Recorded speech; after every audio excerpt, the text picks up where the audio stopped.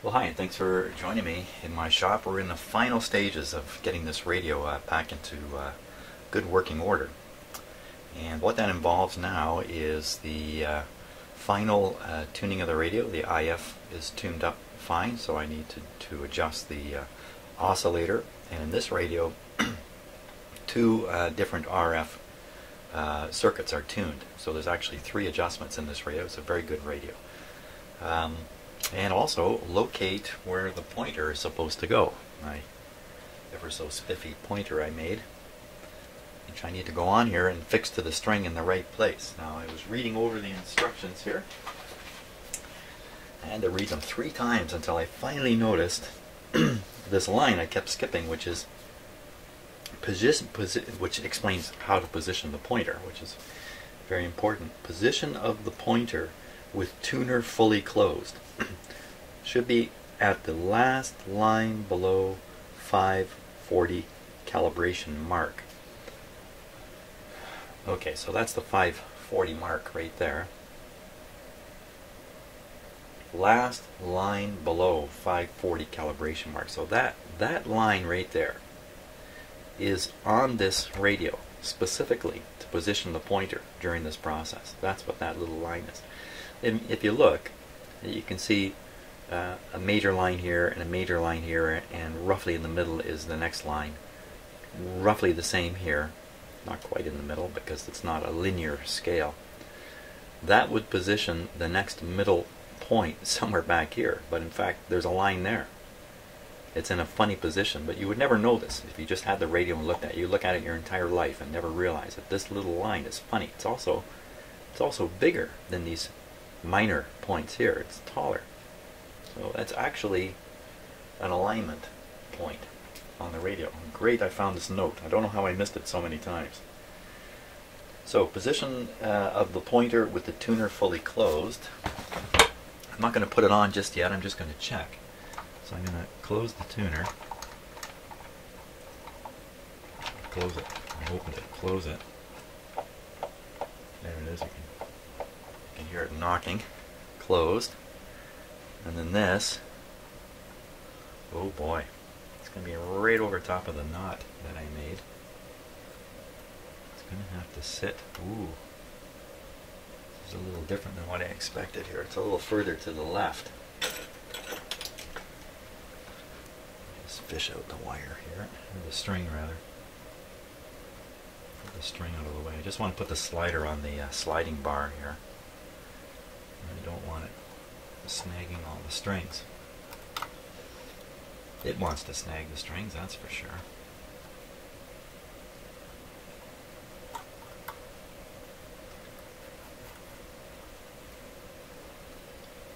Okay, well, part of it is I haven't put the string, I haven't mounted the string back on this last pulley here.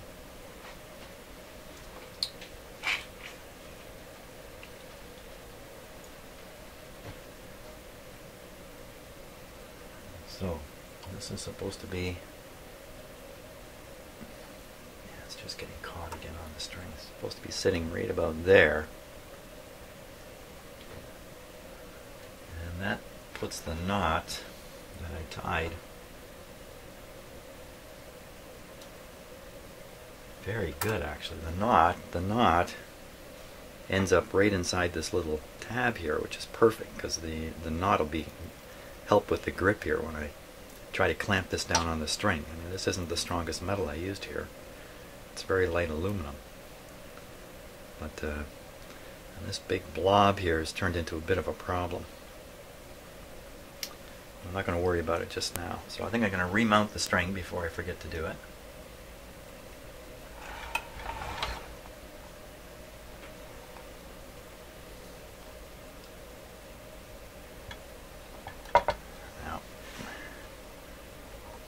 Better if you work the string a little bit while you're doing this. So I'm trying to pull the string all the way to where the spring is, and the string may not be so agreeable to that. In other words, you can't slip the string all the way back to the spring easily.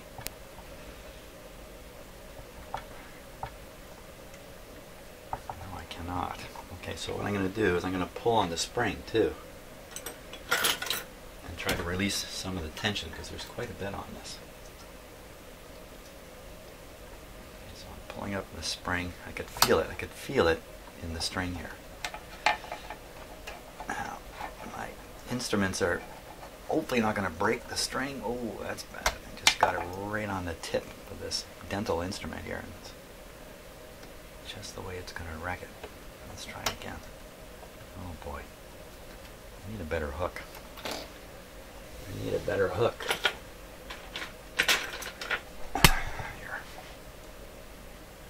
Let's try this. Okay, pull up on the string. Spring. We did a spring, string. Yeah, there we go. That was a little difficult because of the tension.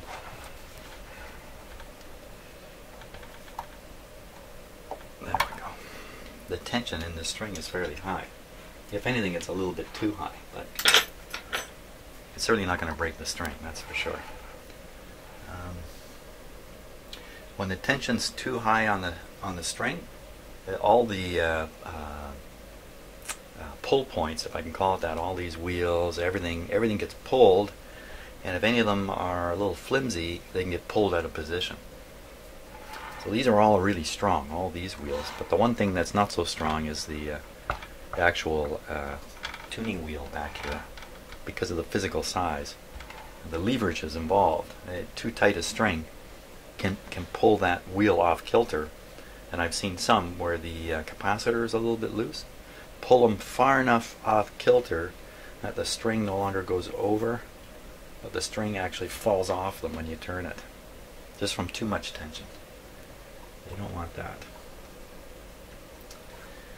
You don't want too much tension. You don't want too little tension. You want just the right tension. Now, so we know the pointer will work, and I know where I can put it. So that's fine. I don't need to worry about that now. Next thing is hooking up the antenna. Now these two antenna wires, this one's lost its termination, which I have over here. This one's not gonna, this is not going to last long either. These wires have become fairly stiff. Normally when the radio's in place in the cabinet, these wires don't get moved. But each time the radio comes out and goes in, anytime you fill it with the antenna, these wires get moved. And this one's pretty much shot. So I'm going to replace these two wires. Where's this other one go here? Okay, so the other one, a little hard to see, but it just passes into the radio and connects to the top of the tuning capacitor here. So those are easy wires to replace. I just need to find some wire. Hey, what happened to that nice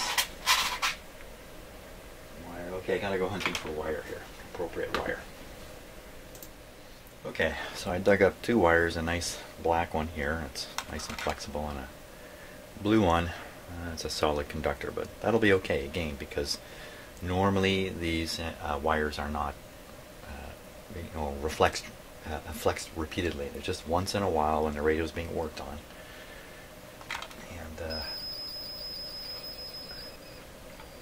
oh, time for coffee. that's my coffee there. My coffee timer. Yes, I joined the Coffee Achievers. I think I've mentioned that before in another video, but Coffee Achievers, if you're old enough and you watched a lot of TV in the early 80s, you know what I'm talking about. But if you don't, get on YouTube and search for Coffee Achievers and watch one of the ads that shows up. That shows you what I was watching when I was around, I don't know, 23 years old or something like that. The Coffee Achievers. Okay, so what we're going to do is, first we'll do this one first. That's the easiest, the black one here. I'm going to keep the lengths pretty much the same. You don't want to put any excess wire in here. So right there, that's the spot. Grant myself a little extra.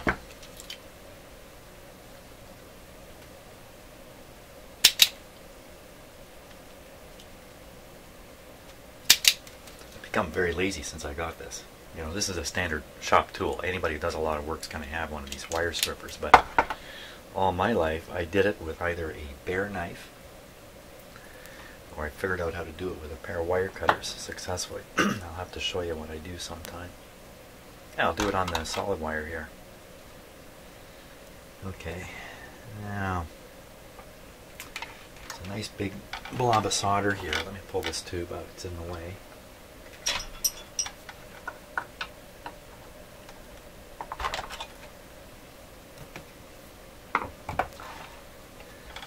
Nice big blob of solder there. Woo. It's going to be a bit of a challenge for my soldering iron now. And you know, I would leave a tail of wire here and solder to it, but the wire is going to break right at the solder line, so this is no good. You can also kind of partially melt the solder here on the chassis. If your soldering iron won't heat all this up, you can kind of heat a pool of solder, if you like, inside this pool, if you're lucky, and get a wire stuck in there, but that won't be terribly good. So that's going to be a bit of a challenge doing that. Hey, where'd my black wire go? Here it is.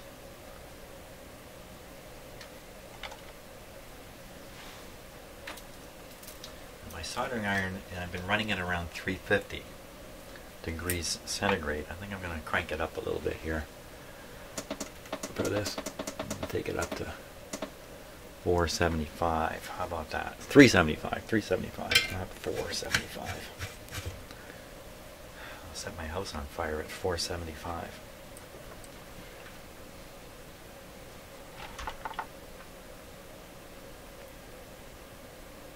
Isn't it paper burns at well, that's 470. That'd be 475C. Wow, that would definitely. Just gonna put a little dab of solder there. Help the heat transfer between the tip of the soldering iron and the work. Now, this looks like it's not going to go. I have alternate soldering irons. I better get my wire ready here.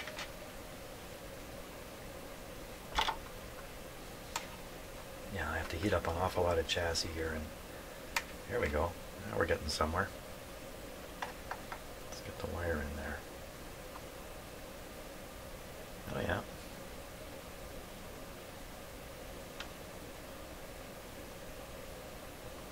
Looks pretty good. Let's shoot in some new solder.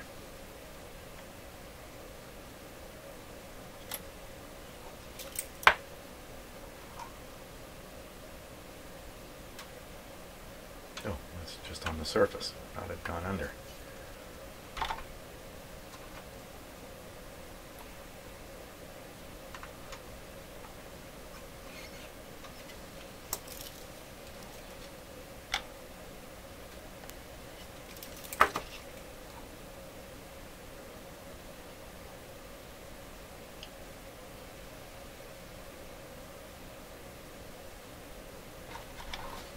Okay, that's going to do it for sure.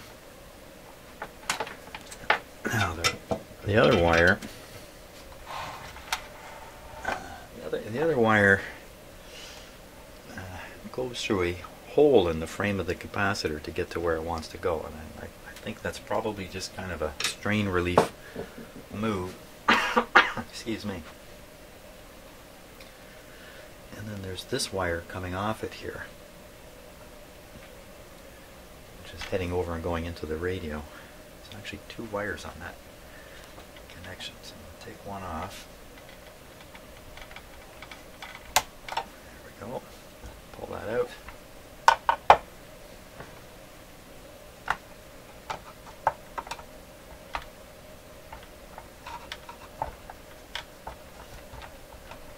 Come on, wire.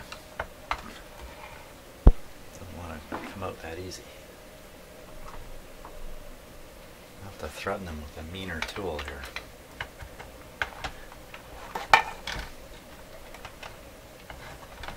That's just the wire is gone. The insulation's gone stiff, and it's just not bending nicely. Come on out. Come on. Holy smokes.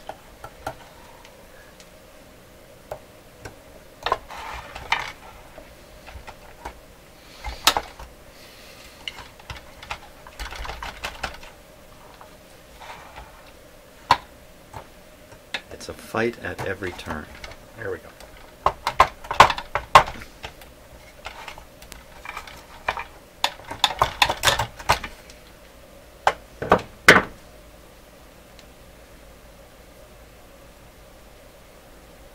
And there was another wire where the insulation was so beat up going through one of those holes it was actually shorting out. This one's, I beat it up quite a bit myself just now. It wasn't shorting.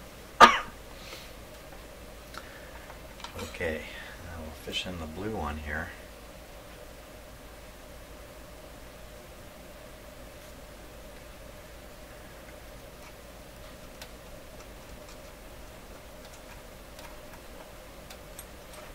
See, I guess if you're a person with one old radio and you're thinking about trying to get it going on your own, and you know you don't have a shop like this, you don't have all this equipment, and you've got your basic tools, a little bit of know-how, maybe a multimeter. You'd have to have a multimeter.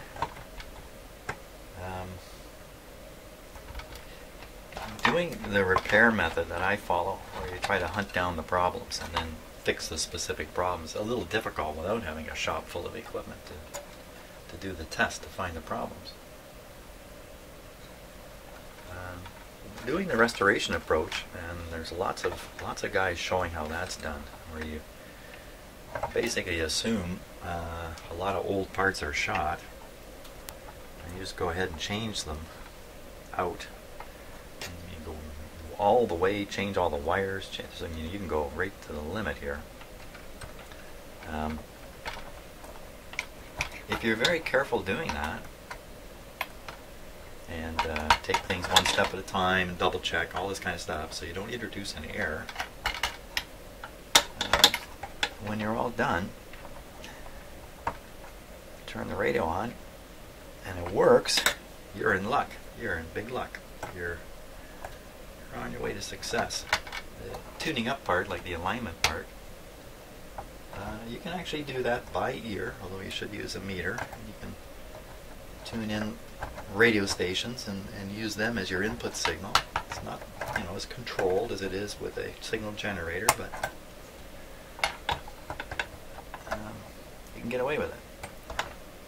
But not the repair approach. If you want to track down what's gone wrong with your radio, I think you do need a pretty heavy-duty shop to provide you with the instruments and things like that that you need to track down problems.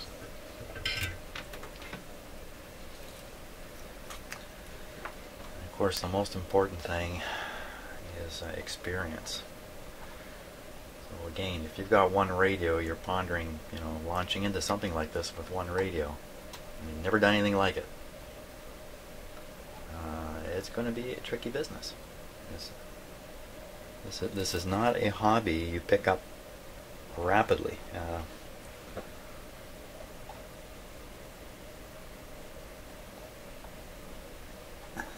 Because there's so many unknowns when you're doing trying to repair things. You're just in a world of unknowns.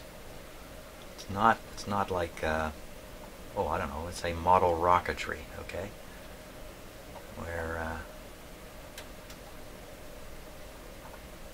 I'm just trying to make sure the wire is covered there. You don't pull a 60-year-old rocket out of a box and try to make it fly. This is you go to the store, you buy a new rocket kit. Let me turn down my soldering iron here. I don't want it quite so hot. Got my face pressed up on the microphone there. Okay, I got the blue wire, and I'm trying to follow exactly the same wire path that the original wires followed also. Not sure how critical that is, but if you notice, they were not twisted together like this. So I'm not going to do that. They were just coming up on their own to the back of the antenna here.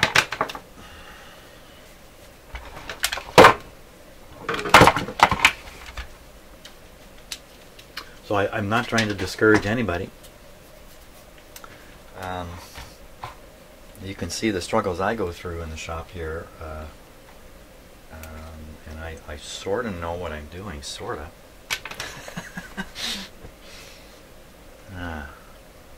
Okay, so I got to cut these to the right length here.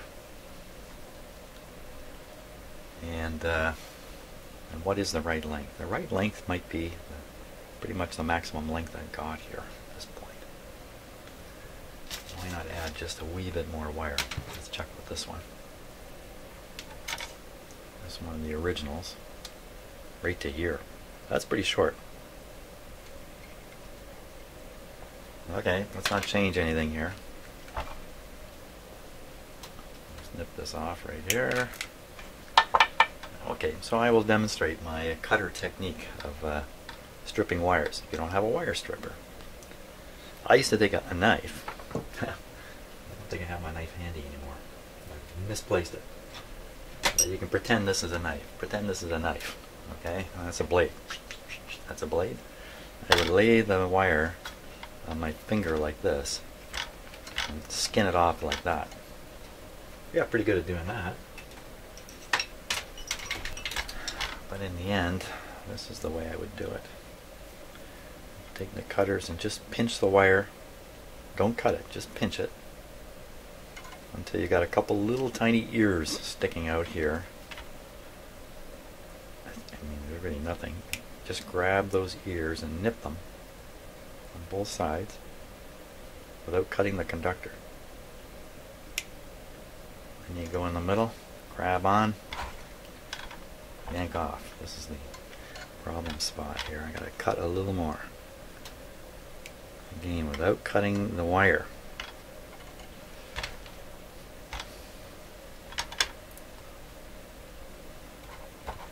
There we are. That's how I stripped every wire for 25 years. I won't bother doing this one that way. We'll cut this one back.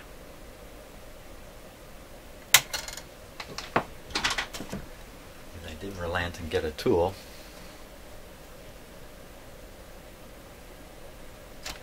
Yeah, sometimes it doesn't grab the wire. There we go.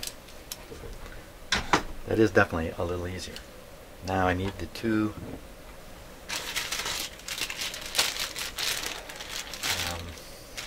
antenna.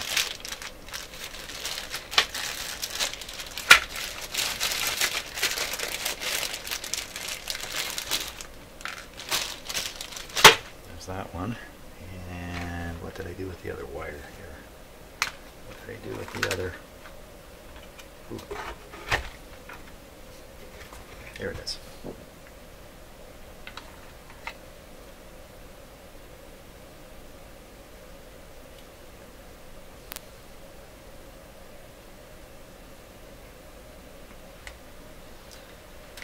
Okay, I need some spare hands here.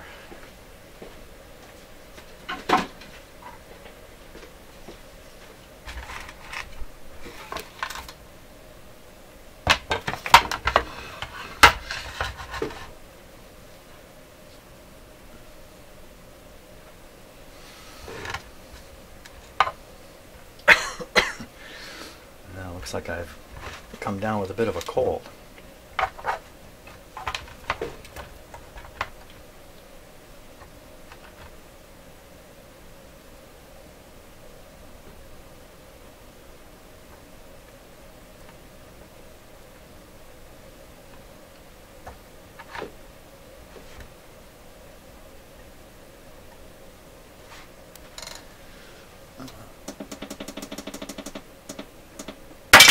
Whoops. Just something falling off my shelf there.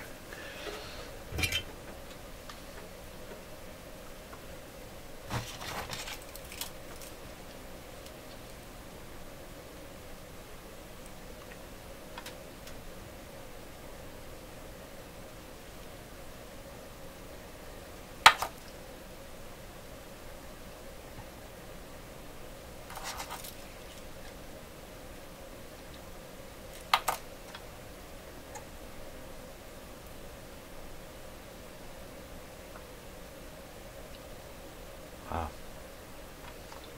It took a long time to solidify. I think I was holding the wire still enough. Just at the last moment I could see my hand was shaking there.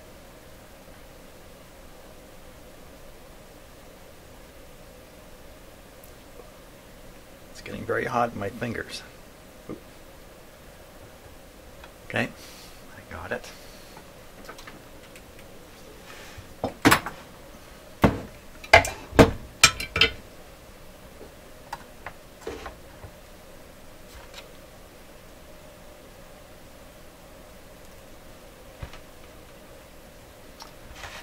The other one.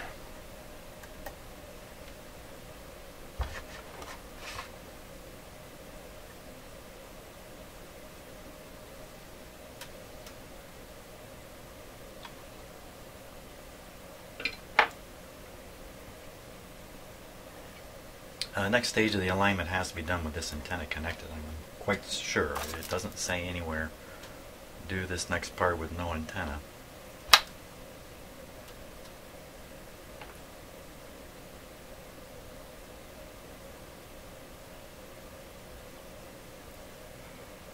Wow, it takes a long time.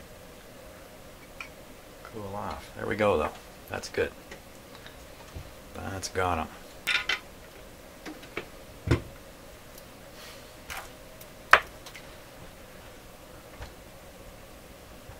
Even the clip is a little hot there. Okay. Perfect. So now we can hook up the antenna.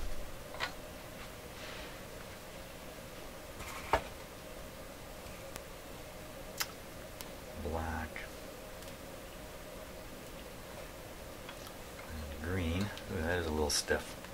Probably shouldn't have used a solid conductor there, but it won't matter.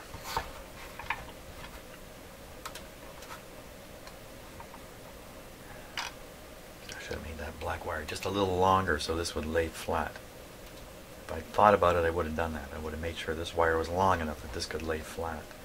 But it can't unless I do that. Okay. Hey, where'd the tube go? The tube's rolling around here.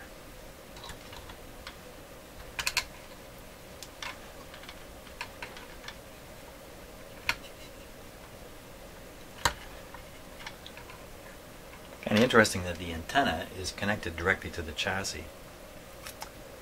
And the chassis is connected by a capacitor to the B- and all the rest of the electronics inside the radio. Just, you know, without giving it a lot of thought, I kind of would have thought that the antenna would never connect to a chassis on a radio where the chassis is isolated away from the circuitry of the radio. But you know, the antenna is connected to the chassis and antenna ground, and likewise the capacitor frame is connected right to the chassis, solidly connected. So let me just clear up something in my mind here. It might take quite a while. Let's see. So you can see the antenna coming in. This is the external antenna. Capacitor, that's that one right there. Through the coil, the other side of the antenna coil, it goes to chassis ground. And then you can also see the frame of the capacitor, which is right here. Chassis ground, chassis ground, chassis ground, and the only other chassis ground is here with a capacitor going up to the B- line.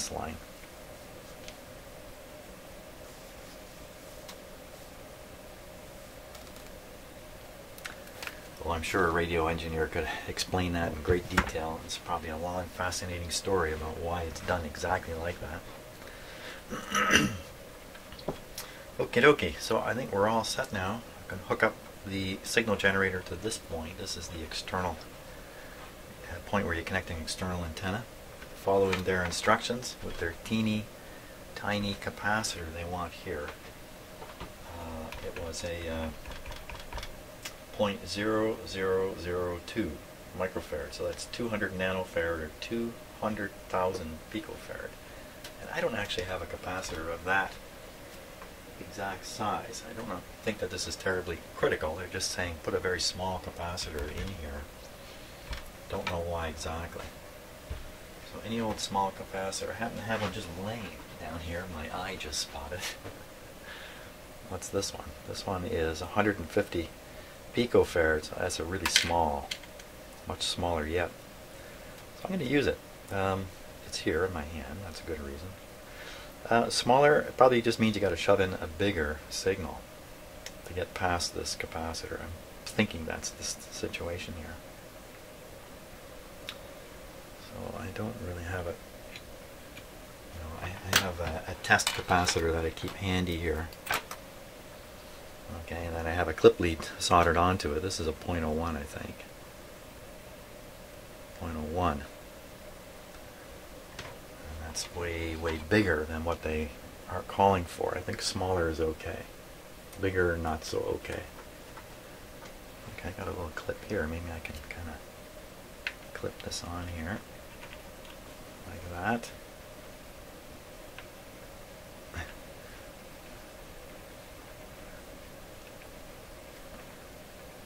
Just trying to settle it down. Okay.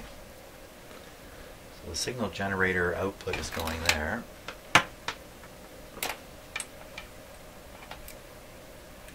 Like that.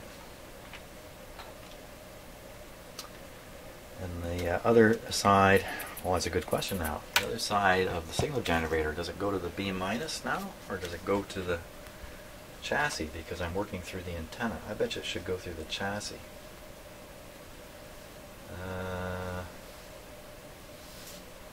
Connection of generator output lead, see chart below. Okay. See chart below. Position of capacitor, frequency, connection.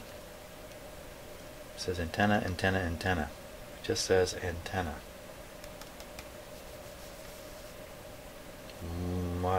It doesn't really explain.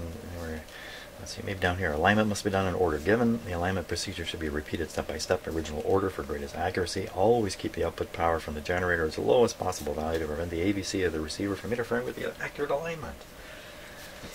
Nothing said there about it. So I don't think this is too big a decision. I think I'm going to clip it onto the chassis, which is the same as clipping it there. Now that's put a green wire ground onto this radio chassis. So I would be stupid now to have another green wire ground connect somewhere else in this radio. And I'm right on the verge of doing it, because these are the leads from my voltmeter, which is just out of view here. That's a 3-prong device.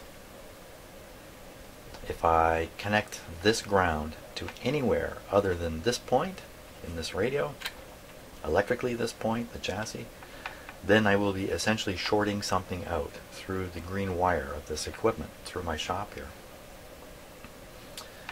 So either I change meters and use one that's ungrounded, because I do want to, I'm tempted to connect this to the B minus point in the radio, because I want to read the AVC voltage. Oh, now you know what? The instructions don't suggest reading the AVC voltage. They suggest connecting to the speaker output. So let's take a look at the speaker here. So okay, so the speaker is on the other side of a transformer, the actual speaker part. So it's actually isolated away entirely.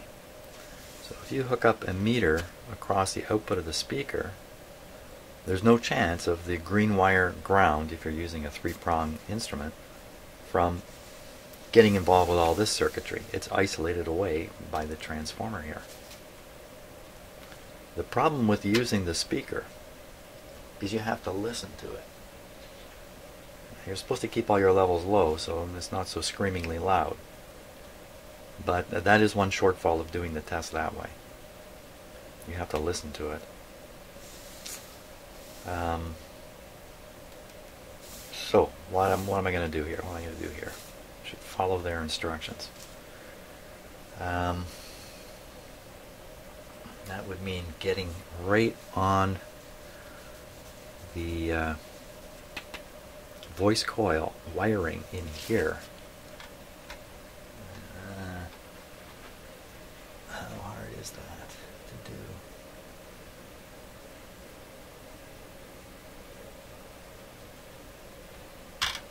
It's kind of a mysterious deal. Okay, so the voice coil is actually accessible right there and right there. So I could do that. I can get my leads up in here. We could listen to the speaker or watch the output of the speaker on the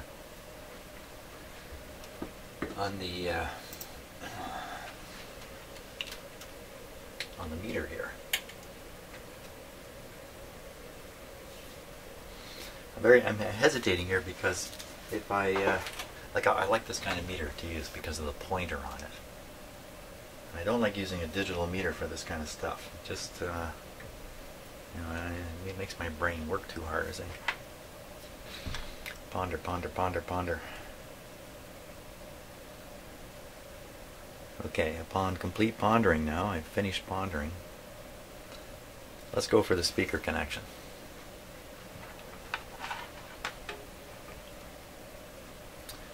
A little event that took place in my shop there a couple of days ago, in which the power went out to my bench, really opened my eyes to a few things here.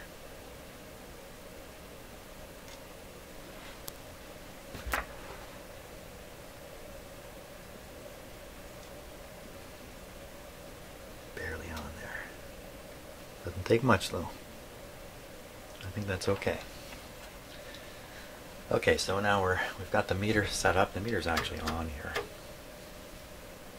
The meter's set up. And also I have to get ready to put the pointer on up here too. Wow, this is getting a little too complicated for me. It's too complicated. Too much. It's too much. I need a little more achievement here.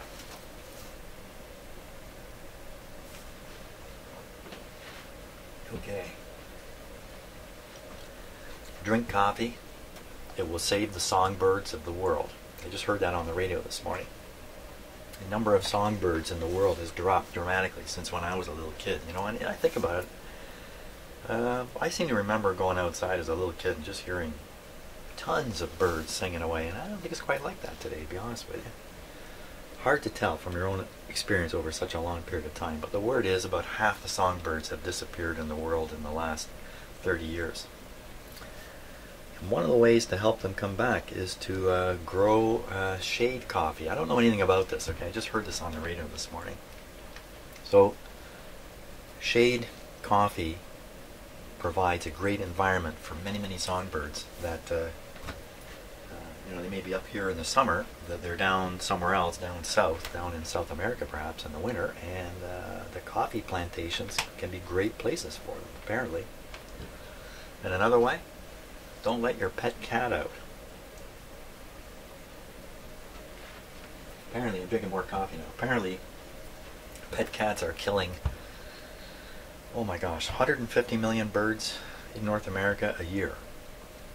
Something like that. And I know it because I have cats and I know what they do. They do go out and kill the odd bird. Now, mine are kind of old. They're not particularly hunting anymore. But there was a time where you wouldn't want to be a mouse near my house. Let me just put it that way. You're not long for this world. But, okay, I think we've gabbed our way to the point where it's time to turn this radio on. Figure out which one of these is the oscillator. And, that might be the first one to adjust. Let's do that. We'll figure out which one's the oscillator. I get through this whole stick the pointer on problem. And the last two adjustments are easy to make. The oscillator is a little more challenging. Okay, power on, almost. Volume down, power on, yes. Little lights coming on over here. See it? Tube's warm. Give it some volume so we can hear it. I got a light bulb. I got a dim bulb in the circuit here. Okay, I could see the tube current start. You could see it too on this meter when the meter fell.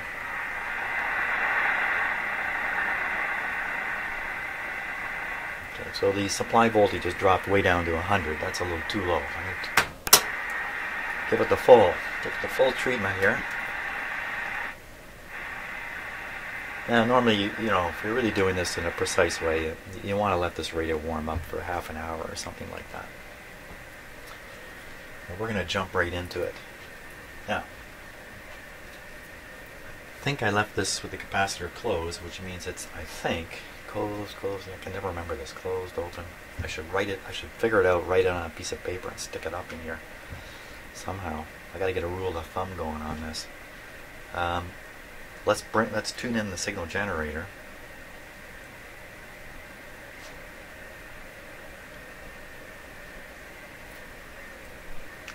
Okay, so I'm going to tune the signal generator around till we hear it.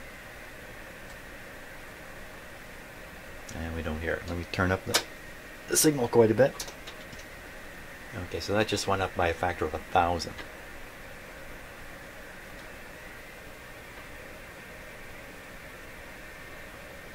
Tune through the entire AM band here. Well,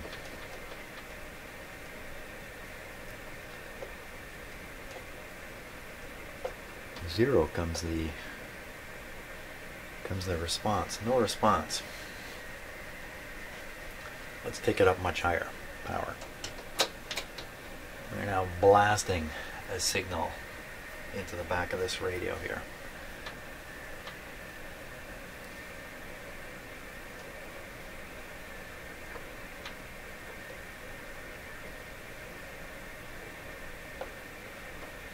Okay, I went all the way down to 900. It still hasn't come in, so maybe I'm at the other end of the band. Come up. That's the IF frequency going by. I am at the other end of the band, so you just heard it there. You heard the radio quiet right down.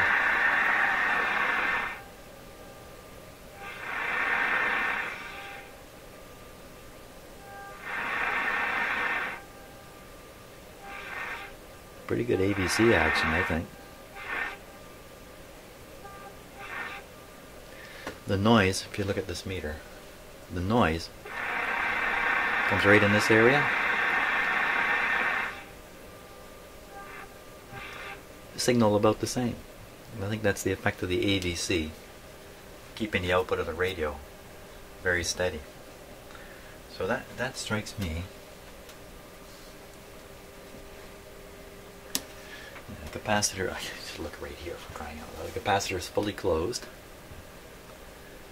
So we're at the low end of the band. Oh yeah, of course, 540. 540, they were showing where the pointer was. Ta-da! Okay, I'm okay. Now,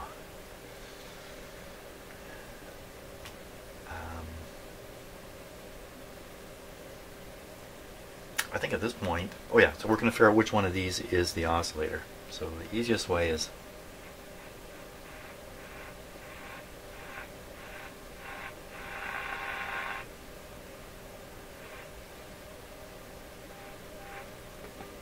this one.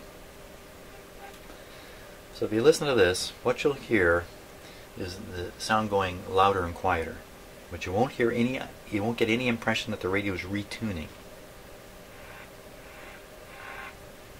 Likewise, this one's the same.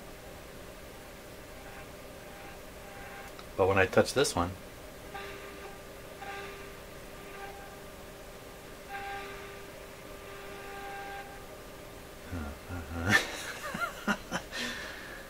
not so convinced anymore. Yeah, there we go. I'll just push it a little harder. You can tell the radio is tuning. So that's the oscillator. That's the one we're going to use to set the pointer position. And I'm going to have to work from above here. I have to leave the radio the way it is. Get the pointer on. Ooh, this is awkward. I get the pointer on solid enough that I can fiddle around here, get things the way I want it. I'll flip the radio down, glue in the pointer. I think that's my plan. So we want this radio tuned. Wait a minute. Tuned to what? Oh, tuned, just close the capacitor. Close the capacitor. You know what? You don't even need to have this tuned in at this point. You make sure the capacitor is closed, which it is, and just line it up with this.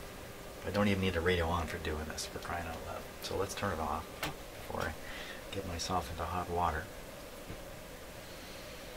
Now, the thing about the pointer, it's got to come this way a little farther than I ever expected. It's okay though. Let's just lift this up here. Okay.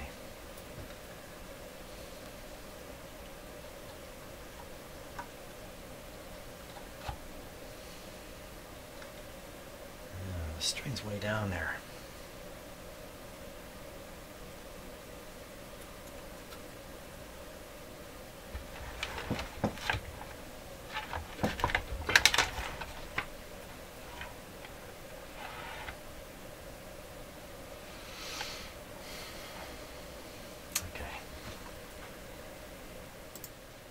Okay, I got you a ringside seat for this. I want to get this lower string to kind of fit in the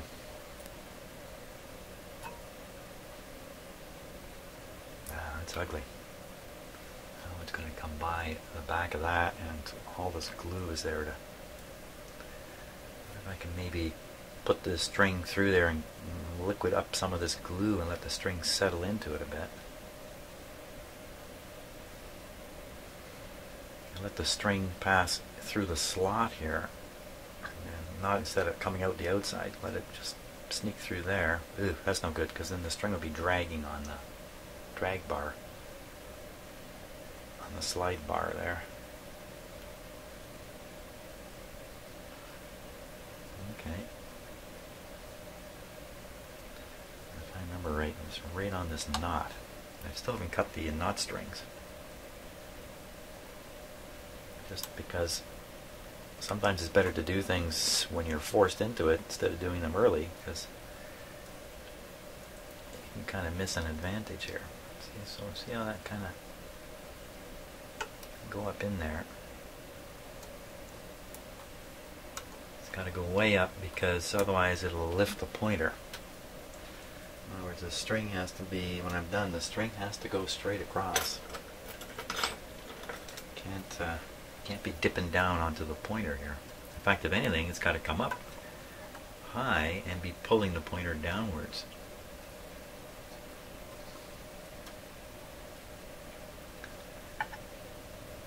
Now, the correct position for this is actually over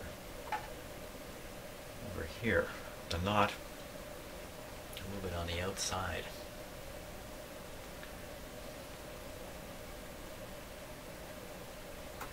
Just the string has to go through.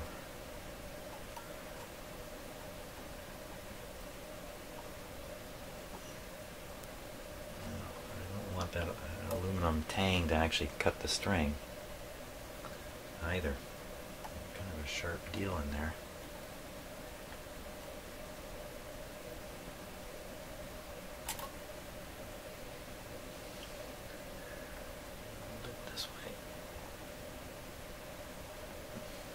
Okay, so it's positioned perfectly on the string. This is exactly where it should be.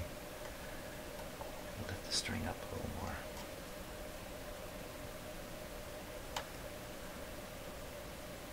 Now, how to freeze it there? How am I going to freeze it there? Put this up as high as I can get it.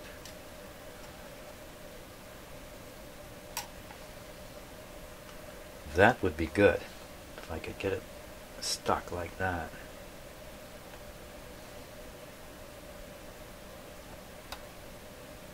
Adding more tension to the string because of the taking up quite a bit of slack through here.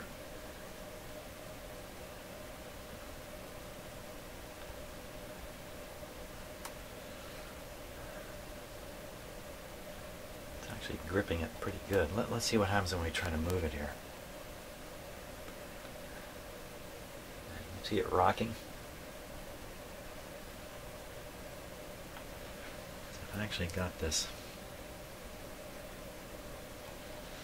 I gotta get this up higher here yet.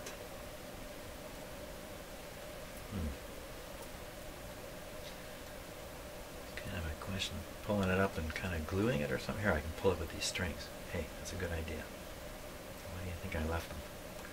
Thinking way ahead.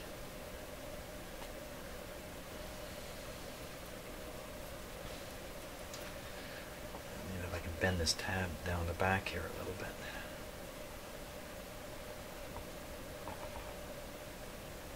Whenever you're applying pressure to something like I'm doing now, you have an accident ready. You have the energy set up for an accident. What kind of accident? Tool slips, finger goes through the speakerphone, you know, that kind of stuff.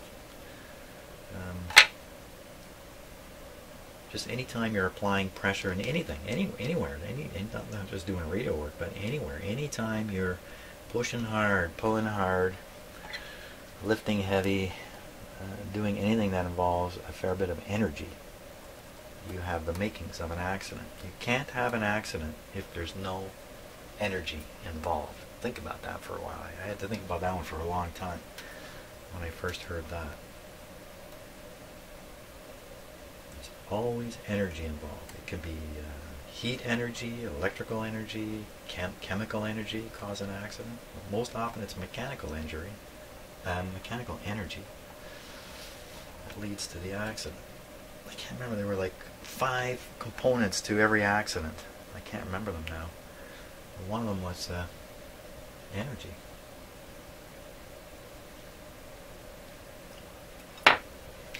Well, that looks pretty good to me. Oh, it doesn't look so good on camera, does it? It looks crappy on the camera.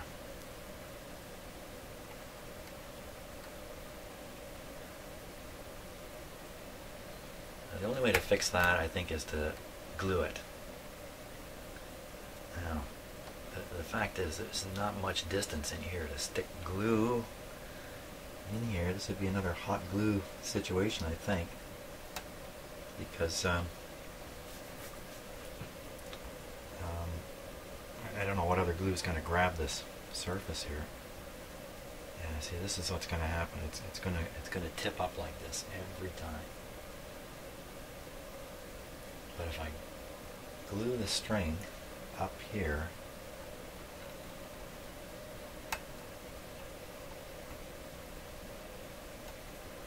I think we'll be okay. I got that big knot there to help grab the glue and hold it.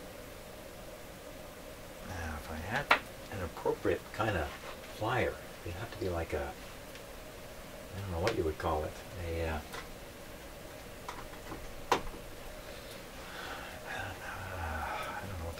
maybe I can get a little bit of pressure on here.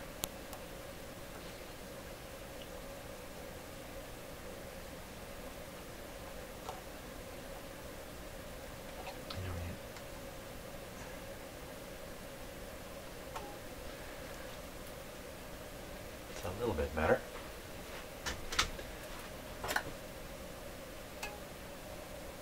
And you can hear the tension in there. That will relieve a little bit when the radio gets work. The spring will relax a little bit. Yeah, so I think it's a matter now of gluing this in. And if in the end the slider rides on an angle, I can compensate by just bending the pointer to compensate if it does ride up a little bit. Let's move it and see where it's likely to go. I don't like that rocking motion. You wouldn't think there's so much to just attaching a pointer to a piece of string, but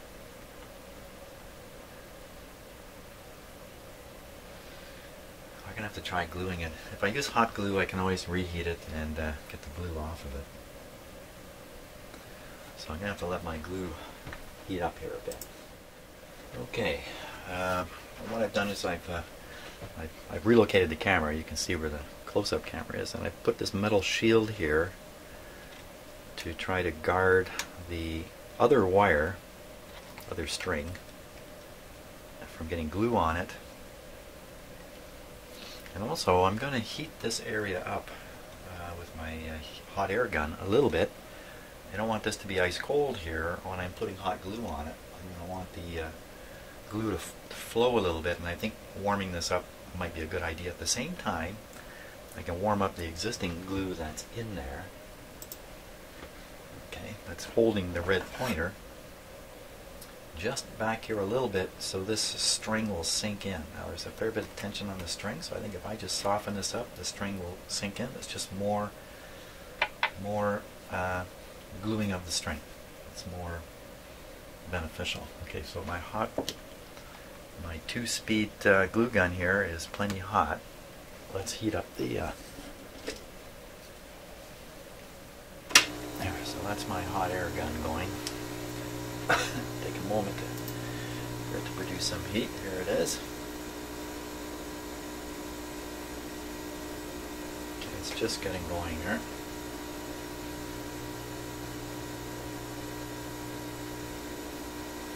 Take a moment.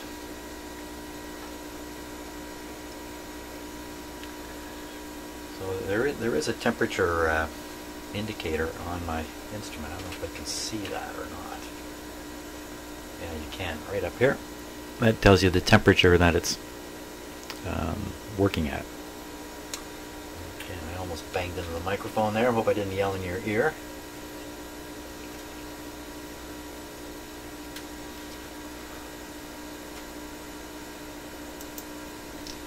Okay, so that's not much heat there. 100. Let's just go a little higher.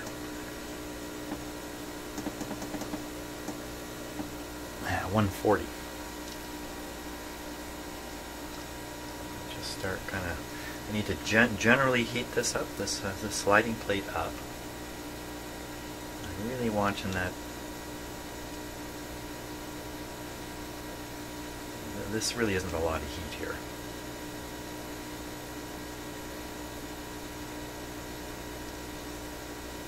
Fact is, if I get that glue hot enough, the string will sink in it. It might also be hot enough to drop the pointer right off. Just completely go liquid. How hot are we getting? Ooh, that's pretty warm. So for all I know, the string is already sunk into that glue there on the red pointer. Okay, so nice and warm. Now my blowtorch here is going to make a loud noise for a little bit. It goes into a cool down function, so we'll just let that thing rattle away. My glue is plenty hot. I'll take a look at the situation here as best I can.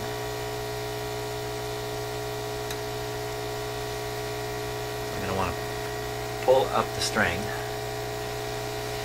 knock over the camera, knock over everything. I'm rushing a bit here, so not a good idea. There we go. Silence has come. So I'm going to pull the string into its position. There we are. And now dribble hot glue upon the entire area here.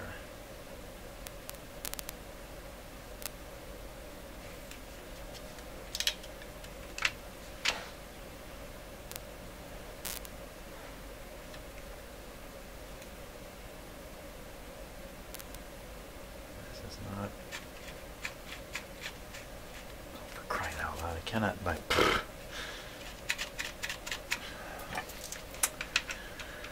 oh, for crying out loud.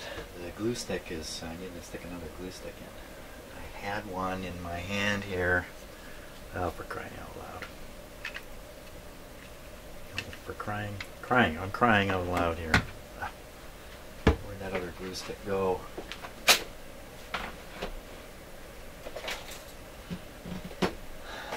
Okay, gotta hunt something down here. Oh, for crying out loud. Okay. Wasn't quite expecting that. Let's heat this thing up again. Okay, because it will have cooled off.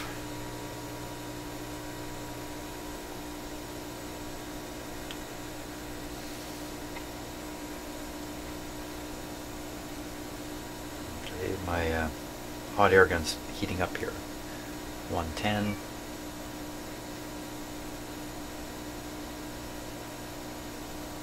140. Oh, ooh, definitely something got soft there. Uh-oh. Now glue the protective shield to the back of the pointer. Hold on, that's good enough. That's good enough. Good enough. Now, make sure the string is pulled up here.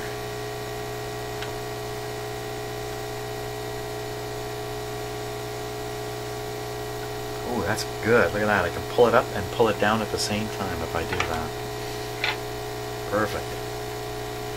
There we are. Now apply the glue.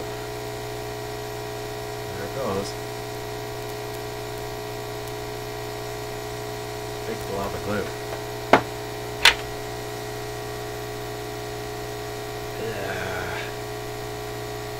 Yeah.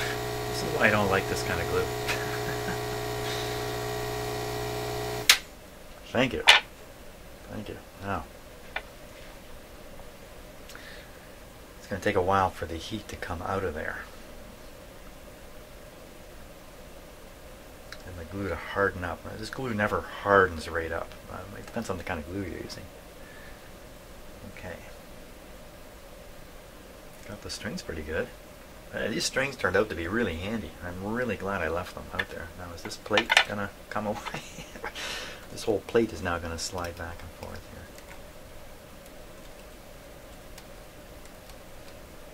It's got a pretty good grip. A little better than I expected.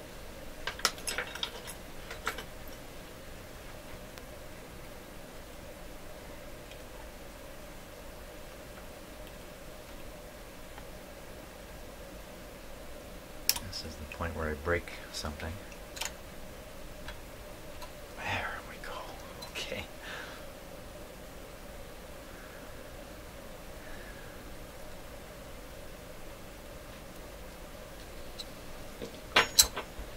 And now, the moment of truth.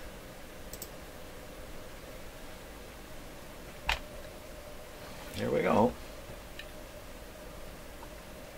Okay, it's still got a bit of a wobble to it, eh?